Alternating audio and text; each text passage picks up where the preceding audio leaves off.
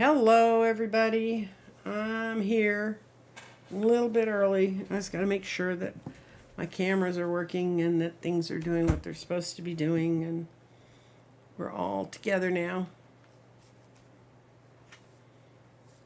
So it's day 16 of this marathon. Actually, it's day 17 because it was the second day when I said, this is day one.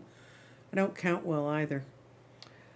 Hi Terry. How you doing? How's the high desert? We're doing fine down here. We had rain last night. We had rain. And in central Texas, they had nothing but rain. It started about midnight last night and it stopped yet. Thank you for your cute little emojis, guys. I really appreciate all that. We're going to have a really good show today. Among other things, I've got tubes with the garden in it. I'm going to show you what it's like, what it comes and arrives like and looks like, and what all's in it, because I've had a couple questions about that. I'm beginning to write up my curriculum for teaching people how to read the garden, and that's going to be in today's curriculum of things we're going to do. Hi, Andrea. I guess to start off with today, I'm going to talk about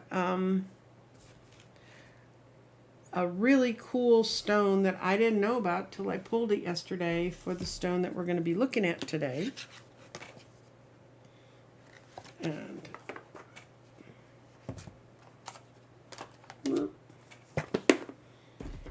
it is Marge L. Hi. This is what it looks like. This is like it's cut into a square, and you can see all the colors in it, and it's actually a form of amethyst, and it means new beginnings. And I pulled this last night when I was getting ready to figure out about what I wanted to do this show about. And we're going to talk about new beginnings because we've been talking about awakenings, we've been talking about people, and what's going on with people, but it's. See, I watched this on Google. It's Cacoxenite. It's Cacoxenite, and it's Cacoxenite. And it's a beautiful blend of amethyst with a lot of solar plexus colors of browns and oranges and deep reds. And it works with the solar plexus in the crown. I can honestly say I don't think I've ever seen this stone in real life. It looks really pretty. It's a really high vibe crystal, really, really high. And its meaning means new spiritual paths, letting go of stale energy. So if you feel like your life's gotten stagnant, this would be a sort of stone you could use. And it means fresh new beginnings. So that's Cacoxenite. And I just really thought it was just a stunning, pretty stone.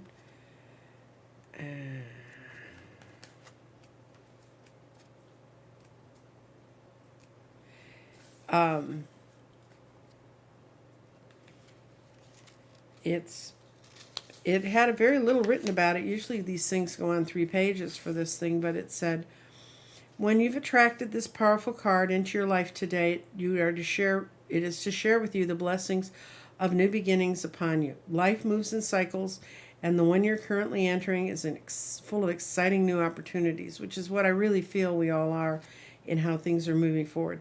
Light of the new dawn and medicine of the Cacoxenite are shining down upon you. As one chapter of your life is coming to a close, it's time to dust yourself off and focus on what's new, what's here, what's now. As the old drops away, you may be feeling a wide range of different emotions, such as fear, joy, excitement, anticipation, even a little sadness. Because sometimes even if a place was kind of crappy, it's a place you knew, and every day wasn't crappy. Work closely with the divas to release the unwanted fears and resistance, and trust in the new energy coming towards you. And that's kind of how I feel about today's whole structure of things I was looking at when I was writing stuff out. Because Oops. Today I'm going to talk, my kind of words to the wise today are for people to write your own story. And this comes as another one of the Daily Ohm editorials that I really like. Everybody sometimes says, "Oh, you have a story here. You should write this down." And I get that all the time from people. You need to write down all the stories you talk about. I'm a talker. I'm not a writer. But the basis of stories is when I read people, I read them and then I ask them about their stories and how they relate to their stories and where they are in their stories. And, you know, it gives me so much more feeling and compassion about them. Hello, Alicia. Thank you for your lovely little emoji things. But one of the things they found in researching with people is sometimes writing down your personal story is it helps you focus and helps you get your perceptions so that, like what it says in this stone, let go of the past, move forward without fear. Sometimes we can move forward better when we look at where we've been and just let it go. I know that one of the more interesting things I did in the last few years was I found the diary I kept when I toured Europe with a choir in 1966. And it was fascinating for 70-something me to read the words of 17-year-old me. I'm so glad I kept that diary, and I just kept it so I could remember where I was, because I was flaky then too. But it really, really, really makes a difference. And so what I'm saying is sometimes you just need to write down your story, write down where you kind of just see yourself, even if it's right now. And I'll explain what this has to do with where we're going in the garden today.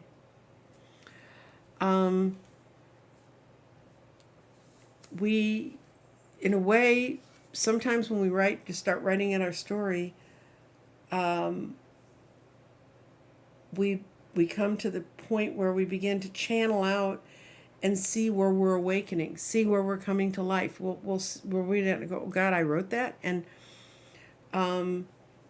their journaling can lead to trips into the magical realm of what's really inside us, and inspiration, and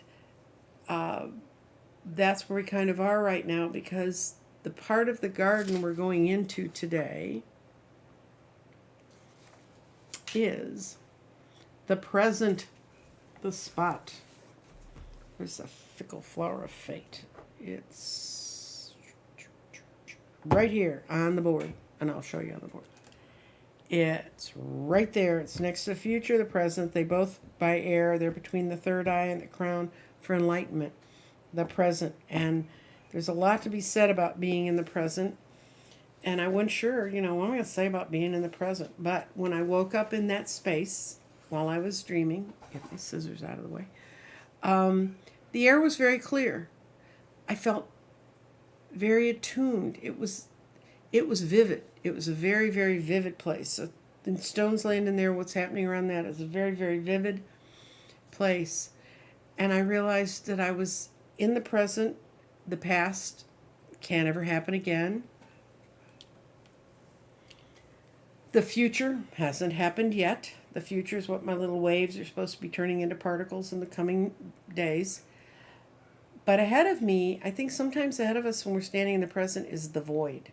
The void. V with the capital V, void. Your centeredness, your confidence, your ability to move into the vibration and move forward without really moving because you're in the present. If you bring fear into the present when you're considering something, you are going to limit yourself and lose things.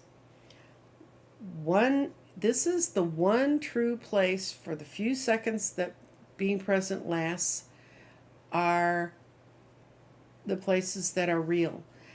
And someone one time said, when you do mindful breathing, when you pull a breath in, then you have that place where you hold your breath before you exhale it back out. That little part is when you're really present. The breath isn't coming in, it's not going out, it's just inside of you.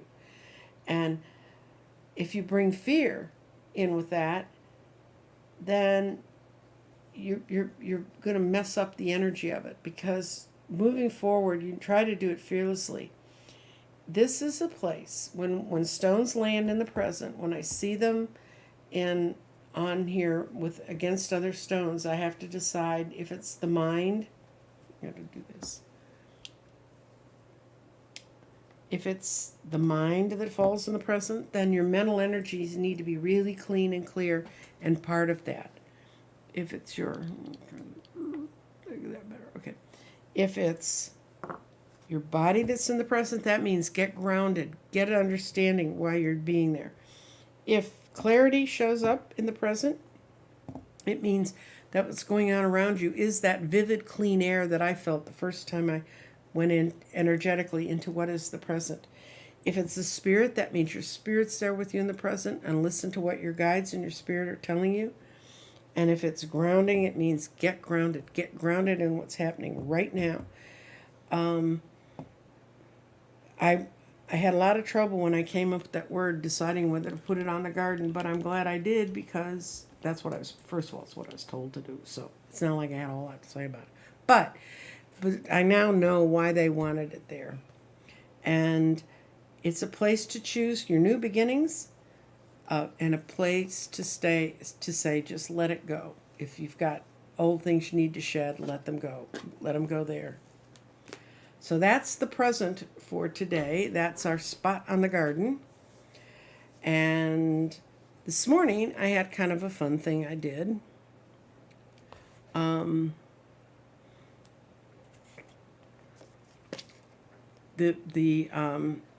I got, this is, when you get your garden, this is what it comes like, but it will have a label with your address on it somewhere here. And you open up the tube, and inside the tube is the thing you've seen behind me, the Oracle Garden. When you open up this tube, in case you're wondering about why we sent it in tubes, it was a way we could secure the crystals most securely. When you open up the tube, you're going to find a business card. That's a business card that says the Oracle Garden, so you can remember who we are. It's got the QR code on the back for you to scan, and it explains that on here, I think. Yeah. That will take you to my website, where when I finish doing all my different parts of the garden, you will be able to draw down the PDF. I'm not going to put this in a book anybody has to buy. I'm going to do a nice PDF so you can see it. Also, instructions for the garden are there, and keywords in case you lose your pieces of paper. And if you're like me, you lose your piece of paper a lot. Okay. Then the garden slips out of the tube. It's all wrapped up. Here, I'm going to put it down a little bit because my arms are getting tired. It's all wrapped up around the 2 bags. And in each of these bags is the stones you need to be able to use the garden. And in the red bag, I do believe, is the 5 stones. Those are the ones you see me roll across there. There's the mine. And you see these are all rough, so each person's set of stones is going to be individual, because we're using rough stones. We're not carving them up. We're not doing anything. We're just pulling them out of the bin, cleaning them up, blessing them, saging them, and sending them on to you. And then this morning I was working with an old friend of mine, because I'm trying to come up with rules of the road for the garden, and I'm practicing on him. And if you see, there's a dot on the bottom of each of these stones, and they're all different colors. Well, I think, no, there it is. There's little yellow things. These tell you which of the cornerstones are, because, and my friend who'd gotten his, and he said, why do you have these colored dots on here?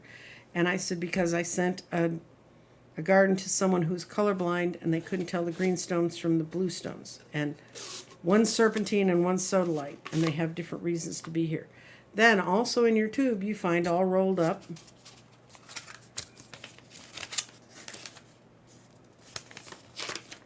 your instructions in my handwriting. And because my handwriting's pretty crappy, we found out people couldn't read it. your instructions printed out. And I'm going to go through some quotes that are on this today. And then that sheet you see me reading from all the time, that tells you, it's two-sided, that tells you what the stones mean, and then the how to read the color coding of what your crystals are. So if you get a garden, and some of you I know are getting gardens because you've been writing to me saying, I got my garden, or I know it's on the way, that's what you get. That's what a garden comes looking like. Now, somebody today, the question in my in the community page was, do I need to keep the crystals separate once I receive them? You don't need to do anything. I mean, but I think keeping them in 2 sacks. These are nice sacks. That'll help you a little bit with it. But now we're going to talk about rules of the road for the garden. And the top rule is, this was a quote that when I ran across it, I said, I have to use this because it says so plainly what I mean when I'm talking about working with an oracle garden. What we plant in the soil of contemplation, we shall reap in the harvest of action. And that's Master Eckhart. And I think that's true. You see me when I roll the stones out and I'll say, you need to think about this. You have an honest to God opportunity to work with it or not work with it, but it gives you a chance to see your body, mind, your spirit, what's grounding you, and what's clarifying for you. So when you contemplate in those terms, then I think you can move forward. And then I describe situation question, which is, I think I've told you guys so many times, I probably don't need to say it again, but I'm going to because it's on the list. Situation question means the situation around someone is. It's not going to be a yes, no. It's going to be holistically the situation around them. And planting seeds in your garden is like planting thoughts in your mind. Nourish the good ones and pull out the weeds. And as we've already discussed when I discussed restate, that means if you have a stone that falls in restate, say your mind falls in restate, didn't even want to today, but if it falls in restate, it says that you need to think about your thoughts and weed out the things you don't want to keep and nurture the things you do. That's what restating is all about. Then we're going to we'll do more on this when we have the class. And I'm trying to put my face sort of in the middle of the screen, and I'm not doing such a hot job. But there's the crux, there's the read collective ideas, cast the garden of stones all at once. That's the one I normally do for you to read on a collective idea. A crux is where I pick one stone, roll it first, and then I read all the stones where they land in the garden in the second roll against what we saw in the first. One and done is you just choose whichever one of the stones you want to roll, and you roll it in, and you take that as your lesson for the day. That's kind of like a 1-card pull and tarot. And then number 4 is you do you. If you're moved to view the garden from your personal vision, like the space that says go for it, go for it. Do what you want. When something falls in the garden, it's where we need to focus our energy. What I like about the garden is it frees us from predicting our future by dealing only with things in the past. There's not a lot of past-oriented energy in the garden. And then the back at the bottom of this says, when the soul wants to experience something, she throws out an image in front of her and steps into it. And that's very quantum-y thinking. I start with the wave in my brain and I create the particle and I walk into it. We're going into a period of incredible manifestation. We're going through a period of incredible change. And this is an opportunity to have a different tool to learn how to change. So if I haven't bored everyone completely to death, there's a description of the stones and they're all color marked so you can follow that. But when I teach my class, all of this will become very, very clear. Like I said, I was working with a friend of mine today on it, trying to help him understand. The reason it's kind of good for me to experiment on Bill is I taught him tarot, so I kind of know how he thinks when he's dealing with this stuff. And he brought up some good questions, clarify this, look at this, how does that work?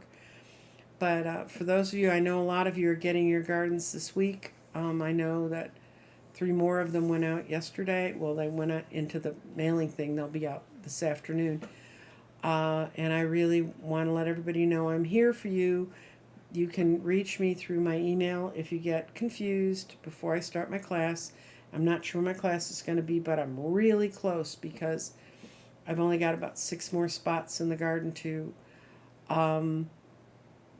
go to, and then I'm going to put that paperwork together, and then we're going to be going for it.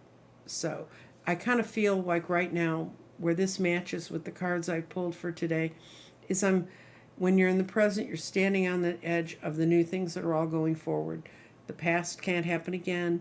The future is out ahead of us, and that's where we are with this.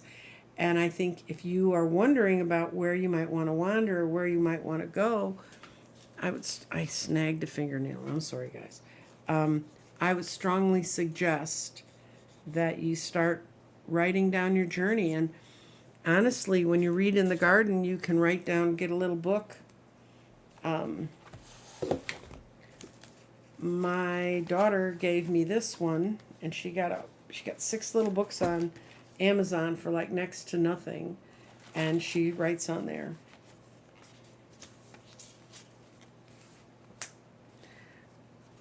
Well, guys, we're doing the class on the garden for me as much as for you. I've often told people when I taught tarot, I learned more about tarot in teaching it than I did in the 30 years I read before I started teaching it. But it is an incredibly powerful tool, and a couple of the people who have been using it are having great luck with it. Kathy G almost missed us, but she's here. Yay! Oh, Marge wants to know about the situation with COVID in Iowa, so we're back to questions. So, okay. COVID in Iowa. Oh, man, it's all over the place. I think some of the leadership there is waking up. I know probably in the public health sector that's true.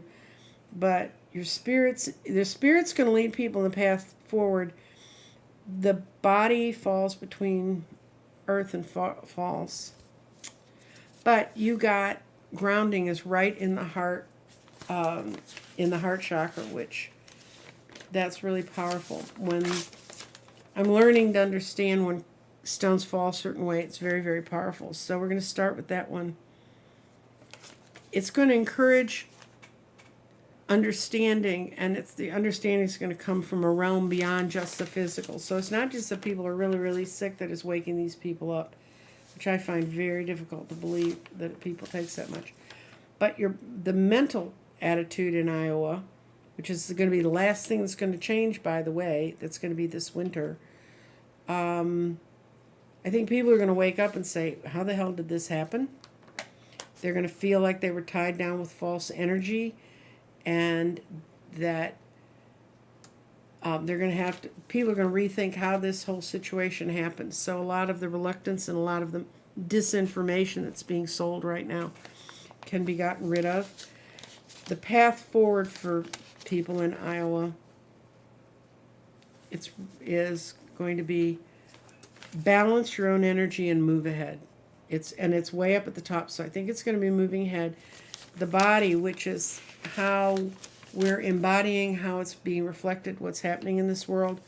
We've got physical changes are coming. Physical feelings will make the next move, and this triumvirate being with body are all saying someone's really, really seriously rethinking what's happening here. And I think what's going to ultimately cost that is what's bringing them clarity.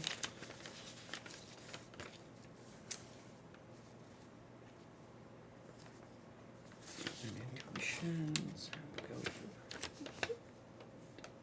Let's move intuitions and truth. Okay. This shows by next spring. I know that's a long time. But this is the winter, this is the fall. This fall is going to be killer for Iowa. There's going to be a lot of enlightenment that's going to come to people this fall in Iowa, and they're going to get away from the false paradigms. By next spring, it won't be anywhere near the kind of problem it is right now because people will be actually dealing with it. But it's going to become through a big mental change that's going to happen in the winter. Does that make sense? There's two ways. Okay, if you have something land outside the garden, if it lands here, it's right by roots and security. You can either move it in or you can toss it again. If it rolls flat ass off the table, then you kind of have to toss it again. I have a box that's underneath it that stops them from bouncing so much like they do on a hard surface. Okay. Will politicians pay for their abusing their power on the virus? Okay. The way I'm going to ask that question is, will there be a political outcome for the politicians who abused their power and didn't do anything about the virus? Yeah, absolutely. And it's all moving to the forward. What I see is, yes, they're going to pay for it and the grounding that's going to come from them in the future. And I think my instincts tell me that this one right here is saying what's going to happen to them, they don't even recognize it yet. But the body of the American public is clearly like, we're done with this. We want to get grounded. We want to move forward. Water always means moving forward, or that an element's leaving. The clarity is in fire. Oh, these people are not going to have a good time. People are going to say, they're going to remember. People are not going to forget this. This is clarification comes from the past. And then you've got spirit in go for it. And as I've told you before, spirit is aligned with the idea of what's happening here. And the mind is settled in true, and it's positive thoughts that will help you manifest. So, I wouldn't suggest cursing them, but I would suggest learning everything you can about the disinformation they spread and making sure it's clear to everybody, because I think people will be listening to you. I know, Marge, but I know there's lots of Walmarts in Iowa, and people who work there will not be able to work there unless they get vaccinated. I think that's going to become the rule. I think business is going to push them into making good decisions. And about politicians abusing their power, I know what they're doing in Austin. It's their last gasp to try and hold on. But we had runoffs in the spring in nonpartisan races. Do you know what the difference is? Nonpartisan races are races that don't have a D or an R on them. That's the easiest way to explain it. And what happened is we had northern suburbs that are like so red, they're blood red. It's surprised the roads aren't blood red.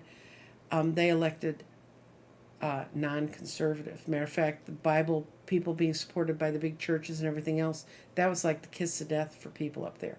They put in some really decent people. And the reason that's amazing is the city I'm thinking of, I don't know if you know the difference between at-large means everybody in the town votes for every place. So I might live in like what's called place one. That might be a section of my city. I will have a city council person that's my person to go talk to and deal with for that. But not that... That's just not voted for by the people that live in place one. If there's 6 places, everybody gets to vote for them. It's like everybody gets to vote like an at-large for the mayor. And that's made these suburbs really hard to crack because they're areas that get neglected, and it means that 2 or 3 very powerful, high populous neighborhoods can pick the whole group that is on city council. And in at least 2 or 3 places up here, it made a huge difference. In North Dallas, the business candidate didn't win.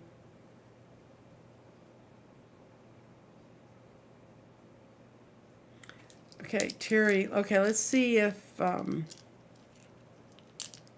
trying to think of a way to ask that. Let's see if there's going to be a more liberal bent in Missouri.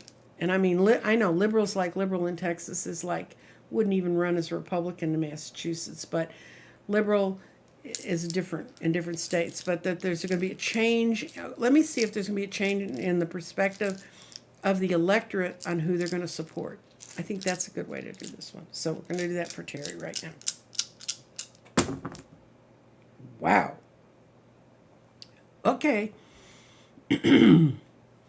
Things are changing. Spirits in the path forward. This is the second or third political question where spirits starting to take over and say, we're moving this. We're moving this. Clarification of what's false. That means that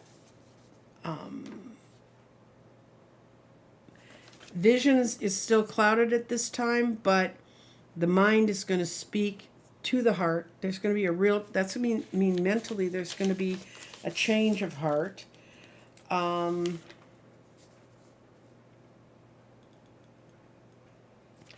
Balance, there's going to be a balance of energy, which to me, I would take that to mean that there's going to be people pulling away from the extreme they've been on, and the body's learning. People are learning from their past and they're wanting to move forward. Earth means something's coming up and it's beginning to move forward. And then you've got grounding in just a great place. This stone, the grounding stone, the pyrite, is in. Grounding changes are settling into new long-term patterns. I would say that Missouri has half a chance at this. And I think, but everybody who's in Missouri who thinks there need to be a change, do not get intimidated by the people who say that it'll never change. And trust me, I know how hard it is because I've been trying to change Texas since 1972. But we move forward, we move back. And I think on the whole, on the grassroots, I see Texas really changing. You guys are asking great questions for me because tomorrow at 4 o'clock Central Daylight Time, 3 o'clock Mountain Time, Sean and I are going to be on Sheila, Celtic Tarot. We're going to be doing another To Inform You About Politics, and what we're going to talk about is grassroots activism and a new program that I just became aware of and talked to some people about this weekend by a group called Indivisible, on how to educate people about disinformation so you can educate people that you feel are being affected by disinformation. I think if people can understand how disinformation works, and it's not going to be arduous, it's actually kind of fun. Once you understand how all these little puzzle pieces are put together, it's a lot of fun. So, and in places like Missouri, that's what you're going to need, because those people, I don't think anybody wakes up in the morning and says, I think I'll just go die of a international plague. I think that they get schnookered. And if you've read anything about the Black Death that happened in England, they had the first round of Black Death, and all the people got wiped out in London. So the royalty that had gone off and hidden in their castle said, oh, it must be safe to go back. Wrong. That's when they got it. But the outcome of the Black Plague was the beginning of what we call a middle class, the shopkeepers and guilds and people beginning to have a structure.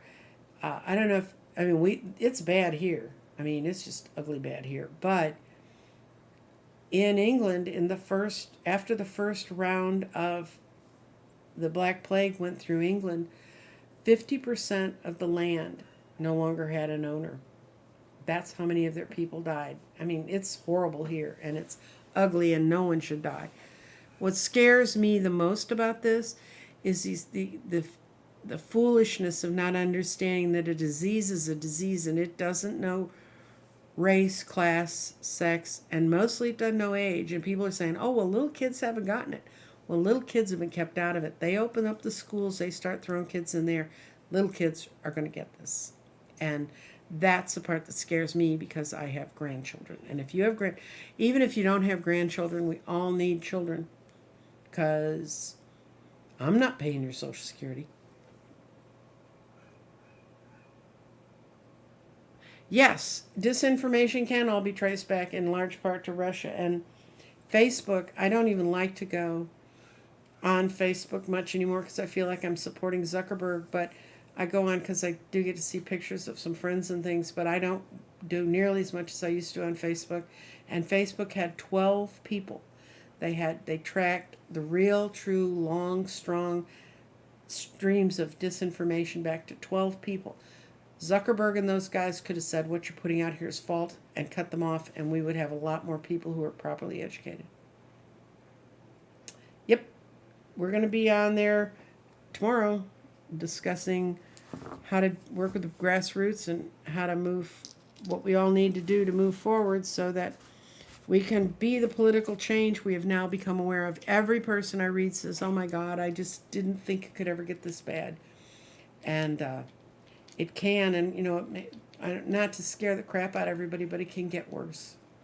It really can. If we don't all put our noses down and make sure I drove people to the polls even though I wasn't supposed to be out in the plague, but if someone really needed a ride, I had a friend who came to me when the former guy won the first time, and he said, I know so many people who didn't vote. And I said, well, figure out a way you could get them to the polls. And we have a long early voting in Texas. So what he did is he had a bunch of dinner parties, and he'd already checked to see who was registered to vote, and he just drove them to the polls and said, you're voting. Gave him no excuses. And the other thing he did is he lives in a community where a lot of people don't have cars. And we had the American Airlines Center, which is where they play hockey and basketball and all that stuff. It was a big polling place.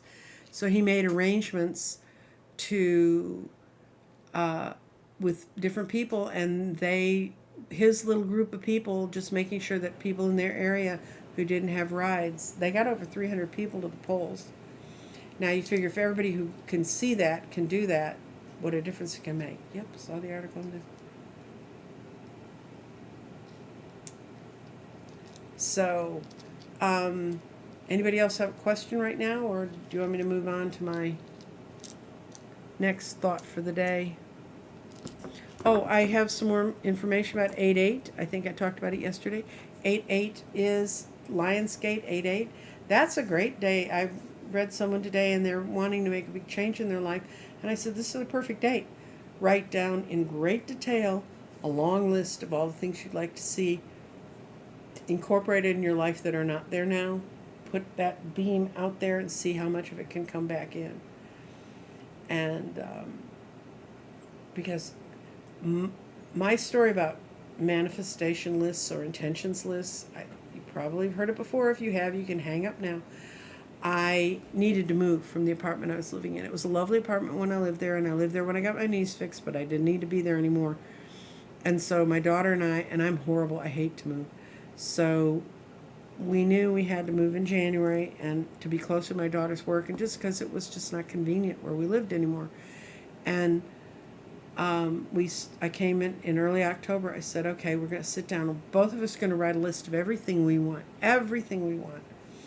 And then we're going to put the list together, and that's going to be the apartment we're going to find. And we put down the amount we could afford to spend, kind of square footage.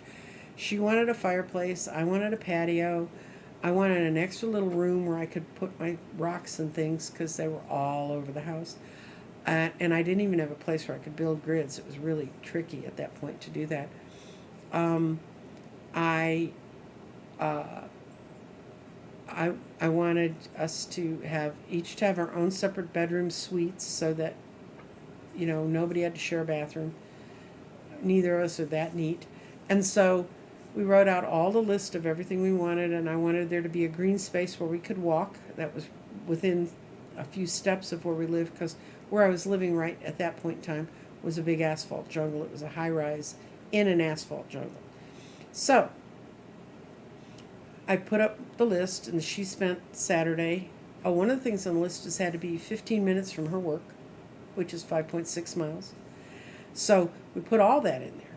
And then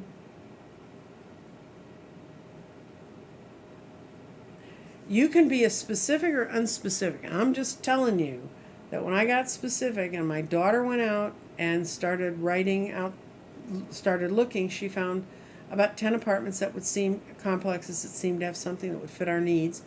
And then I woke up on a rainy Monday morning, and my angels told me, you're going to go find your house today. And I went, really? It's raining. So I went to the first place, and they did have, it was pretty much what we wanted. was in a price range and everything, but they only had units on the second floor. And I have artificial knees, and that when they work, they're great. When they don't, it sucks. So that one was off the list.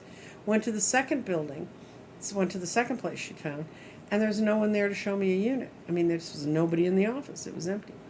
So I went to the third place and pulled in, and I thought, God, this looks like the condos I used to live in, which I'd lived in for like 24 years. And it was very pleasant. Got in and talked to the woman who's the rental person, and she said, well, I'd love to show you something today, but we do have units in your price range, but to meet all the criteria you have on your list, we have townhomes that ring the place, but there are never any available. I mean, people move in there, they never move out. And I said, well, you know, what can you show me today just so I can look at it? And she said, well, right now we're so full. We're turning 2 units, but we have nothing I can show you. But next week I can show you something. So I went away, and my daughter and I made arrangements to come back at her lunch in a week or so. And she called me, and we went and met her at the office and went out and looked at the unit. It was a lovely 2-2, and it would have been fine. And it was on the ground floor. And she said, yes, we should have one of these. I'm sure in January there'll be one of these. And then when we got back in the office, the manager came in and she goes, well, I don't know what you've got that loves you, but remember the units I told you about that have the fireplace and have the patio and have everything else you want, even has a little extra den on it? And I said, yeah. And she said, a couple who's rented here for over 10.5 years has had a family crisis of health, and the wife is going to have to leave like today and go back home and help her parents, and he's going to close his business down and follow her to her parents' house. I said, well, this is like middle of October. And she said, they promised that they'll be out the first week in January, which would give them 2 weeks to fix it. So I got the unit I wanted. It was exactly where I wanted it. And because I was renting it when the people weren't even out of it yet, my deposit was $150, I think. And it was a beautiful, big 2-bedroom unit with a fireplace and all that other good stuff. We moved there. We lived there for 2 years. It was very good. And then my son bought a place for us to move to. So that's why I moved. But I have never written a list that specific. And I still have. I need to try doing it again. But the one thing about it was we'd figured out that the place needed to be 5.6 miles from my daughter's work. And I was at where I was reading cards. I was telling one of the clerks that we'd found a place and all that stuff. And they said, oh, really? And they were looking at the list and they went, what's 5.6 miles? And I said, that's how far we want to be from her work, but I don't care how far this place is. It seems the easy driving distance. So we Googled it. And those apartments are 5.6 miles from my daughter's work. So really be specific. 8/8, it's going to be a great date. I may really do a really specific 8/8. I have to figure out what I want to really be specific about. But, you know, and you're not being greedy when you explain to the universe what you want.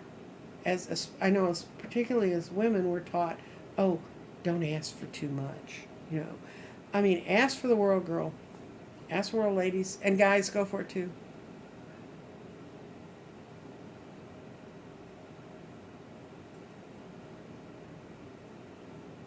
That's very good, Kathy. I mean, yes, let's see if Kathy's ability to speak for herself is getting stronger.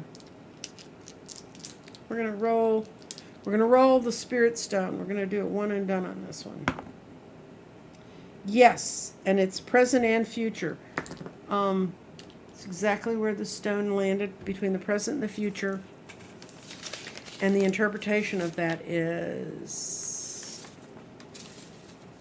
that it says, be patient, your transmutation is happening. You're getting strong all the time, and your spiritual changes are happening right now. That's exactly what that stone means there. That's how you do a one and done when you read.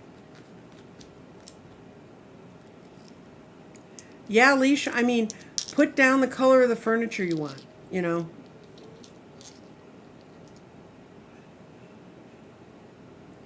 What do I do, Libra lady? I have notebooks full of all of the lists I've made over the time. I still have the notebook with that list in it.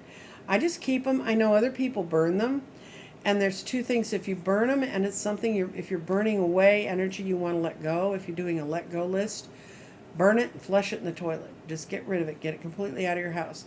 If you're burning a list of things that you want to empower,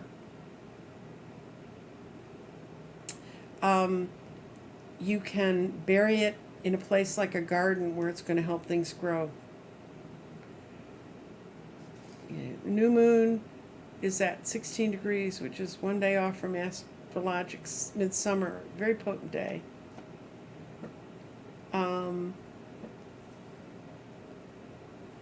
I'll take your word for it, Eliza. You know a lot more about astrology, I think, than I do. And yeah, it's a very potent day today.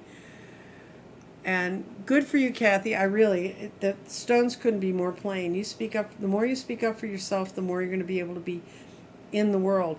And doing that's being very present. Remember I talked about being present?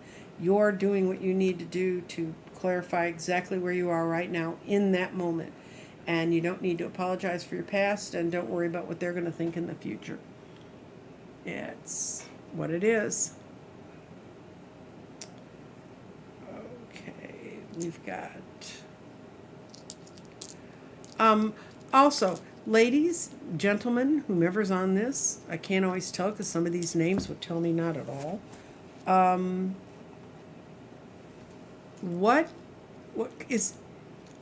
You can do this on my community page. You can do it okay, I'll do your daughter's card in a second. If you could write on the community page or email to me if you're going to want to take my garden class, date and time for that works better for you. I'm going to try to work something out. It's going to be taped, so you can always come back and catch it. But also, okay, we're going to do Terry Ortega's car, and then I'm going to announce the winners that got the 8/8 gems.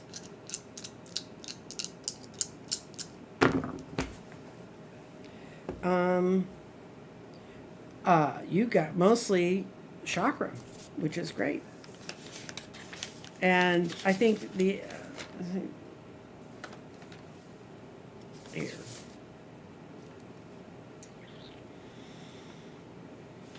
Yeah, be sure she's pricing it right if you want it to sell. What I see is there's some part of her that really kind of likes this car and is tied to it, but she's getting more open-minded about it. Once again, we got spirit and path forward, man. Everybody's on fire spiritually today. That means that the spirit's in the right movement. Your body is between the throat and insight. And she's also got... She's going to sell it pretty quickly. She just needs to make sure it's priced right.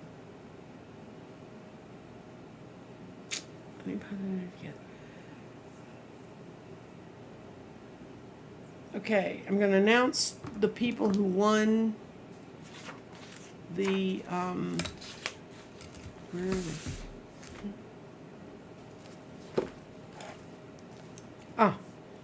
Michelle Lynn won the Bumblebee. Cynthia Walker won the Citrine. And Cheryl Roberts won the Pyrite. And I'm going to send them an email because I figured that out just before we came on air. I didn't realize how late it had gotten to be. I had a reading right before you. So those are the three people who won. Michelle won the Bumblebee. Cynthia won the Citrine. And Cheryl won the Pyrite. It's a nice piece of pyrite. So I'll be mailing those off probably tomorrow morning. I've got to email them because I only have an address for one of them. So if you're watching and you think you didn't give me your email, your mailing address, if you could send it to me, that will speed things up considerably. Now, okay. The one card, I was sitting here and I knew I was going to be rushing right up to the beginning of the show. So I pulled my final kind of card for everybody. And this is what I pulled. It's from the fairy wisdom, gentle wisdom of the fairy realms. And it's opportunity. And opportunities. So much potential, so much creativity and opportunity are within each one of us. You are not just one thing or one job or one role. You have unlimited potential and possibility within and around you. Look around and become aware of your potential. Choose what you want to nurture and develop it. So it's a beautiful little fairy in a tree, kind of sitting there on the branches ready to fly. And that's kind of where we are when we deal in the present. We're looking at our opportunities. We're here. We can let go and nothing can hold us back.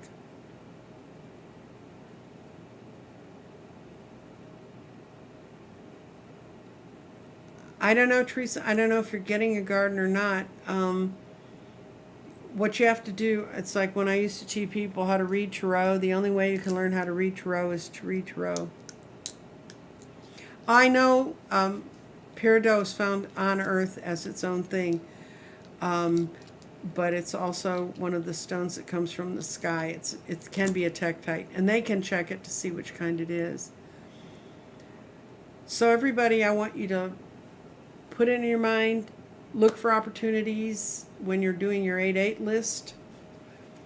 Don't be limited by things you thought in the past. Live in the present. If you could step forward from here, clean slate, go for it and move forward. And I will be back again tomorrow at 1. I will also be on with Sheila on her channel at 4 Central Daylight Time, 3 Mountain Time. I guess it's 5 Eastern Time and 2 on the West Coast. And we're going to be discussing with Sean, my old campaigning partner, how to work in activism. Because after Sheila and I did the last show, that's what we got the most feedback on. People said, I want to get active. How can I get active? I don't want to wake up 4 years from now and realize everything's gone. Or what could I have done to have made things differently? And we're going to talk a lot about dealing with local races too, because that's where people cut their teeth. There's a Texas legislature named Rafael Anchia. He's brilliant. He got the Republicans to back off so much on a lot of the voting crap that they're still pushing horrible stuff, but he got them to back off. But Rafael was on our school board here, and he was a really good school board member, but he learned how to run a race and how to deal with constituents and all that. So it's 52 minutes, and I'm going to be out. I'm going to leave you now. I will see you tomorrow at 1.